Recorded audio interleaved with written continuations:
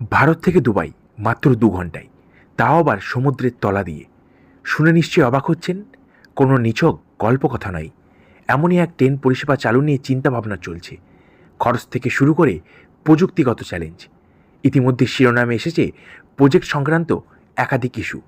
চলেছে বিস্তর আলোচনা। সব ঠিক থাকলে কয়েক বছরের মধ্যেই স্বপ্ন পরিণত হবে বাস্তবে। সংবাদ মাধ্যম সূত্রে খবর, মুম্বাই থেকে দুবাই যাবে এই অত্যাধুনিক ট্রেন। গতি থাকবে প্রতি ঘন্টায় 600 থেকে 1000 কিমি। মাছ থেকে শুরু করে বিভিন্ন ধরনের উদ্ভিদ, সমুদ্রের নিচে থাকা অপরূপ দৃশ্য দেখতে দেখতে প্রায় 1200 কিলোমিটার রাস্তা অতিক্রম করবেন যাত্রীরা, তাও আবার মাত্র 2 ঘন্টায়। বর্তমানে এই যাত্রায় সময় লাগে 3 থেকে 4 ঘন্টা। তবে শুধু যাত্রী নয়, এই ট্রেন পরিষেবার সাহায্যে অল্প সময়ে পৌঁছে দেওয়া যাবে পণ্যও। বিশেষজ্ঞদের বিশ্বাস, এর মাধ্যমে বিভিন্ন ক্ষেত্রে ভারত ও দুবাই দ্বিপাক্ষিক সম্পর্ক আরও উন্নত হবে।